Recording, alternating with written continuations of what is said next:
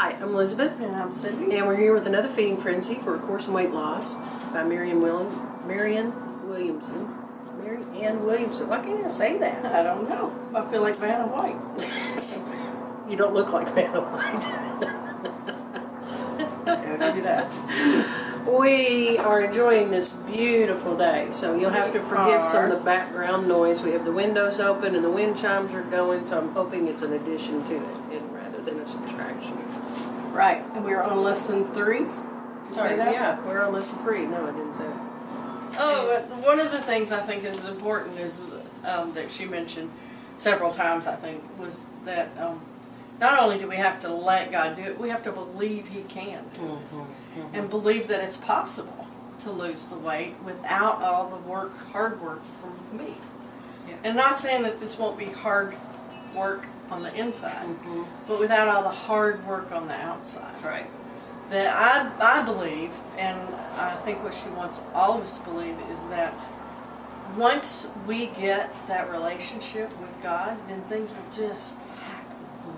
And we'll look back and we'll say, how did that happen? You know? It's not going to be like setting a goal and sticking to it and making sure we're on track. Now, it will be for a while, but in the end, I think things are just going to get aligned. It's just going to happen. Yeah. And we're going to look back and almost be like, how did that happen? It's still, we're getting new rocks to put in our backpack all the time. Well, and I think it's important to reiterate again that this is a process. This isn't just a task that I'm setting out to do, and once it's finished, this will be done. It just doesn't work like this. This is a lifestyle, not just and I think something you start and as finish. she mentioned earlier, it's 2 steps forward and 1 or 2 steps back. And if you know, I've seen that picture. Success is not a straight line. Success is like this, you know. It's all over the place, and a lot of times we're going backwards. And I think the important thing to remember is we don't fail unless we quit. Yes. And as long as we keep sticking with it and get determined, eventually we will see success. And even our lowest point today is not as low as the lowest point yesterday. You know, our low points are moving up the scale as we go on that cycle. And I think it was during the 40-day prosperity plan, there it is, that you mentioned that it seemed like life was on a coil. Right. And that every time we move forward, well, there's still this slip back before we move forward again, but we're still further down the pike than we were when we started here, even though it seems like we're backsliding. It's not. I see it as, okay, I've gotten this far, and then, there's a lesson I didn't quite finish, so I need to go back and look at it again. But every time we go backwards, we're still making forward momentum. Well, if you can do this now. Think back to 10 years ago. Your lowest point 10 years ago and your lowest point today are nowhere near the same. No, they're not. You know, or even 5 years ago. Or 2. You know, I can look back at my life and think, wow, I had some tough times back then. I have some tough times now, but my tough times now are nowhere near as tough as they were back then. Or it's a different kind of tough. Maybe I should say that. And there are some times that if I were to write these things out that I've been going through today or recently compared to what I was going through back then, this is a whole lot tougher. Gosh, this is... You know, because, I mean, just with my mom last year passing away, that was a whole lot harder than anything I went through 5 years ago. And yet, it didn't seem as hard as some of those things. So I can see my growth, you know, from then to now. So I think if we look back, but if I look back to yesterday, I don't feel like I've changed. As a matter of fact, I may feel like I've gone backwards. So I think the longer we look back, the more growth. It's like seeing your kids every day and not noticing any changes, but somebody else can see your kids, or you see somebody else's kids, and you're like, oh my gosh, how'd they grow up so fast? When I was really having a trouble with fighting those cravings, I really had to look to my guidance system and look at why am I craving it. Not just the fact that I'm having a craving, why am I craving it? And when I start looking at the why I'm craving it, then that still little voice will tell me, you're afraid of something here. Or you're not hungry. You think you might be, but you're not. What are you avoiding? Or is it a fear that I'm or not what going are to you have afraid again? of? You know, like my fears of the kids eating it before I can get back to it. So, talk to me about your altar. How was that experience, setting up your altar? Did you enjoy that? Was it hard? Was it easy? It wasn't hard, but it was a little difficult because I had put everything that was important to me in a box, and it was kind of like, I mean, even as much as I trust you, it's like, but this is my box, you know? So bringing it out into the open was different. You know, it was different. But I also had a bunch of old tapes that I was running through my mind too. Such as, you know, you make no other gods before me. And I had to look at that. Am I really? No. Because I'm representing God in my life and what God looks like. I'm not building an altar to worship. To worship, no. So it's different. This is a place, it just happens to be called that, where I am reminded of God. It's not an altar to. Right. It's just a reminder of love.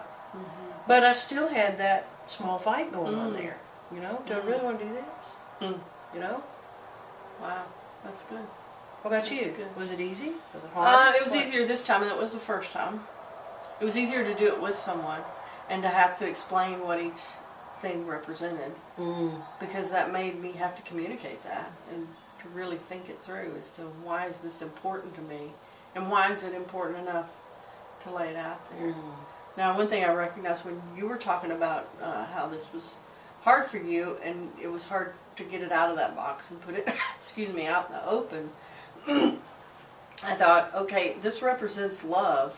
And is it just as hard to lay your love out there in the open as it is to lay your treasures? Because that is your true treasure, is your love. Yes. So if it's hard for you to lay that out there for people to see, why? You know, I think it's important that you ask yourself, why is that hard for me to lay it out there? You know? Well, I think for me, whenever I open myself, my deepest parts of myself, then I'm making myself as vulnerable as I can be. But we do the same thing when we let our love out there too. Yeah, that's what I'm saying. The symbolism hit me. The symbolism, yeah, it's the same. We're making ourselves vulnerable. Yeah.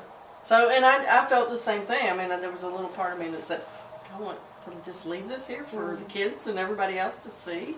And I think once we get to a certain point, we can be that open with our true feelings and not hide.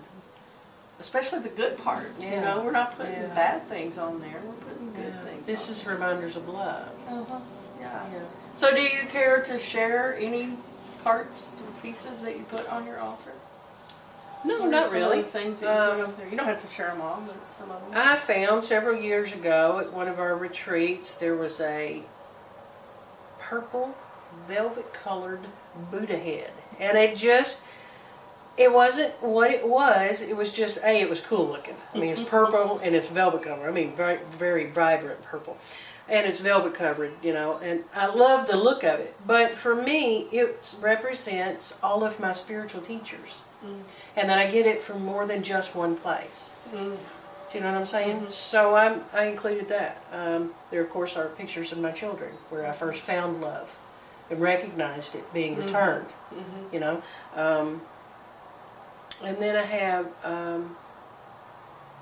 a set of stones that were given to me by the man I consider to be closer than my father. He was my father figure when my earthly father had gone as far as he could go.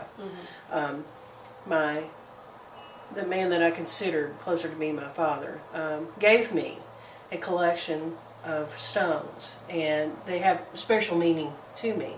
But it reminded me of the love between the two of us. And so I put that on there, you know, and I have a few other trinkets on there. One is also, one of my best friends gave me a real butterfly behind glass, and it's beautiful, and it's blue, and as you look at it in the light, it changes. It's blue and it's purple, but on the other side, it's kind of brown and it's drab. And so for me, that butterfly represents my change throughout life. You know what I'm saying? I've had times when I was just brown and drab, and I couldn't see the beauty, and it laid on the other side within, you know. But then there are other times when that beauty would shine. So that's on my altar, as well. What about you? For me, well, I have pictures of my kids, and I also have little things that my kids gave me throughout the years to remind me of them and the love that we have I also have a picture of my mom and some things that she had given me through the years.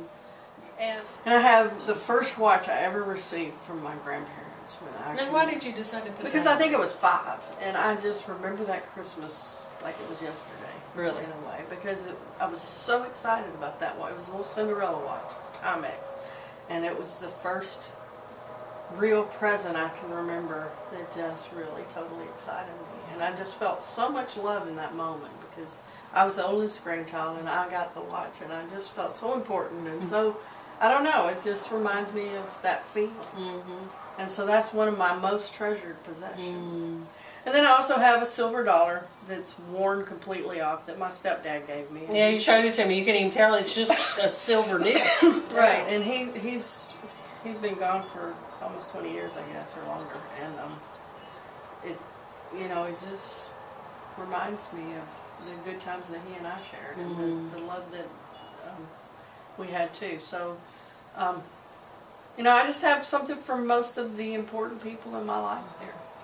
And it's when I look at now and laying it out as opposed to keeping it in that old box, it really helped me this time because seeing it all spread out there, it's like, oh my goodness, I've really had a lot of love through the years, and I can think of each one of those specific times, and that's awesome. But put them all together, and it's really a loving display, of my life. Yeah.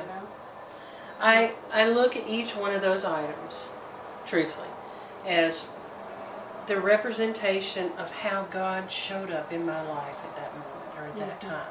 So each little trinket and each little thing on there is, for me, a representation of how God looked or how God appeared in that moment. Exactly. Which reminds me, I have a little pendant for a necklace that I bought myself when I had a huge aha revelation about my relationship with God. So each one, you're just like you said, they remind me of the ways God showed up in my life, whether that was through another person or just in some circumstance or event. I don't think what we put on there is as important as the meaning behind it. Exactly. Because it's supposed to remind you of the times when love has showed up in your life. So that you look back and you see, oh my gosh, look, and all these times that I thought that I didn't have it, here it is, and it's represented here in this. Right. So I'm going to bet that they've got a lot of different things too that hopefully they'll share in the comments. Yeah, and if you feel open and want to share with us too what you might have on yours, then please, by all means, do. We're looking forward to that. Yeah.